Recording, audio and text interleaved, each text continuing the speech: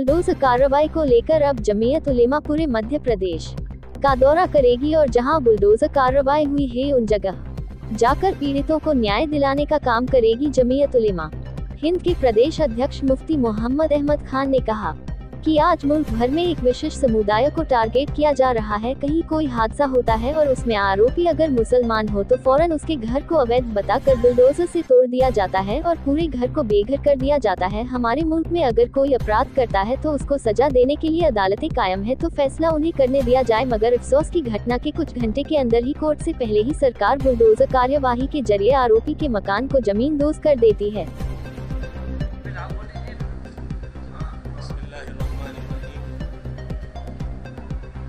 आज इस वक्त जो प्रेस कॉन्फ्रेंस रखने का मकसद ये है कि पूरे मुल्क में मुसलमानों के साथ बेचैनी है। मुसलमान इस वक्त बड़ा परेशान है, बेहद तकलीफ में है, बेहद अफसोस में है, बेहद गमगीन है। और उसकी वजह ये है कि ज़रा सा कुछ होता है हमारे हुज़ूर पाक सल्लल्लाहु अलैहि वसल्लम की तौहीन की जाती है। अगर हम उसके खिलाफ आवाज़ उठाते हैं तो हमारे मकान तोड़ दिए जाते हैं और मकान भी तोड़ दिए जाते हैं और ऐसे दर्दनाक अंदाज से मकानों को तोड़ा जा रहा है हमारे मुसलमानों के, यानी कि ये समझा जाता है कि कुछ बदला लिया जा रहा है। एक खतरे की भावना और एक नुकसान पहुंचाने वाले काम होते हैं। तो हमने ये चाहा मध्य प्रदेश जमीयत उलेमा की तरफ से कि मुल्क के अंदर अमन अमान कायम हो। हमारी हुकूमतें जो आज हैं वो अमन को बरकरार रखें, प्यार मोहब्बत को बरकरार रखें। जो काम अदालतों को करना था वो काम आज हुकूमतें कर रही हैं। तो मैं हुकूमतों से ये कहना चाहता हूँ, जो हमारी अदालतें हैं, जो हमारे न्यायालय हैं, हमारे कोर्ट हैं, वो किस काम के हैं। अगर सारे फैसले आप कर देंगे तो फिर अदालतें क्या करेंगी। तो हम ये आपसे दरख्वास्त करते हैं हमारी मध्य प्रदेश गवर्नमेंट से, पूरे इंडिया की गवर्नमेंट से, कि भाई जो अदालतों का काम है अदालतों को करने दें। अगर किसी ने गलती की है उसको आप बेशक सज़ा दें, लेकिन मकानात को तोड़ के एक बेटे ने गलती की तो पूरे मकान को, उसके बाप की बनाई हुई संपत्ति, पूरी जायदाद को आप तोड़ देते हैं। ये हमारे मुल्क के लिए, मुसलमानों के लिए बहुत नुकसानदेह। तो हम हुकूमत से दरख्वास्त करते हैं कि इस जुल्म को रोकें, इस बर्बरियत को रोकें। अगर न रोका गया तो ऐसा ना हो कल को मुसलमान रोडों पे आएँ, सड़कों पे आएँ, फिर ये होगा कि साहब मुसलमान काबू में नहीं है। तो हम ये चाहते हैं, आज मुसलमान बहुत सब्र से, तहम्मुल से काम ले रहा है, बहुत बर्दाश्त करके काम ले रहा है। कहीं ऐसा ना हो कि मुसलमानों के जज्बात भड़क जाएं, मुसलमानों का गुस्सा भड़क जाए। तो मेरी हुकूमतों से दरख्वास्त है कि इस चीज़ को समझें, हमारे साथ वो वाला सलूक न करें, गैरों वाला। हम इस मुल्क के बाशिंदे हैं, हमेशा से इस मुल्क में रहें और रहते रहेंगे। आपस में मोहब्बत से, प्यार से हम इस मुल्क को बरकरार रखना चाहते हैं। हमारे जमीयत उलेमा के हज़रत मौलाना सैयद अरशद मदनी साहब, जो हमारे मुल्क के सदर हैं, उन्होंने सुप्रीम कोर्ट में याचिका दायर की है।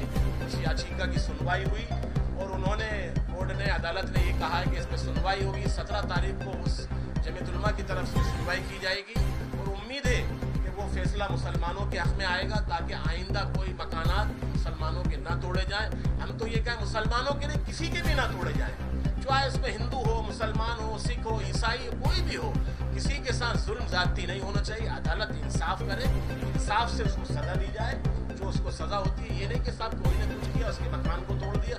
ज़िंदगी भर एक बाप अपने मकान को बनाने के लिए लाखों करोड़ों रुपए मेहनत लगा देता, पूरी उम्र लग जाती है और उतनी आसानी से उनके मकानों को तोड़ दिया जाता है।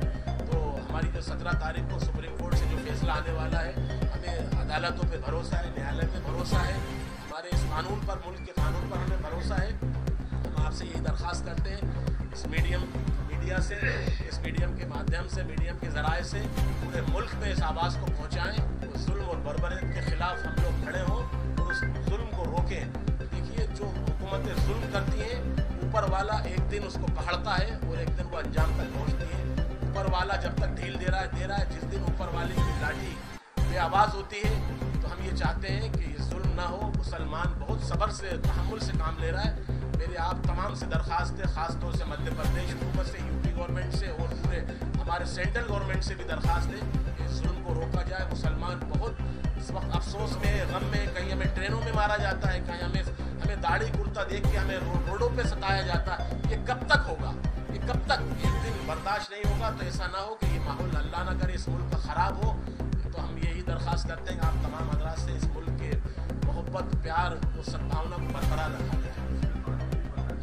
कहना है कि ये जो हो रहा है इस पर कानून बनाया जाए और जो ट्रेनों के अंदर मुसलमानों को दाढ़ी कुत्ते को देख के मारा जाता है, गोश्त के शक में या किसी दूसरे शक में बिला वजह मारा जा रहा है, इससे हमारे मुल्क की बदनामी हो रही है, हमारे मुल्क का नाम खराब हो रहा है। पूरी दुनिया के अंदर लोग फ़ोन करते कि साहब हिंदुस्तान में ऐसा हो रहा है, इससे मुल्क के हालात बिगड़ जाएंगे, पूरी दुनिया में हमारी छवि मुल्क की ख़राब होगी। तो हम ये कहते हैं कि भाई अदालत, कोर्ट, कचहरी उस पर कानून बनाएं। इस तरह कोई अगर सज़ा हो रही है, आज मासूम बच्चियों के साथ जिना हो रहा है, 3-3 साल की बच्चियों के साथ जिना हो रहा है, आखिर ये क्या है? कहाँ गए हमारा कानून, कहाँ गई हमारी अदालतें? इस पर चाहे ऐसे लोगों को सख्त सज़ा देना चाहिए, फांसी की सज़ा देना चाहिए। देखिए वक्फ बोर्ड में भी जमीयत उलमा ने याचिका लगाई है सुप्रीम कोर्ट के अंदर। हमारे सदर मोहतरम ने दिल्ली में सुप्रीम कोर्ट के अंदर वक्फ बोर्ड के ऊपर लगाई है और उसमें उम्मीद है कि वो भी रुकेगा इंशाअल्लाह, क्योंकि जो हमारी जायदादें हैं, हमारी मस्जिदें, मदरसे, ये वक्फियाँ हैं, ये किसी की हुकूमत की मिल्कियत नहीं है।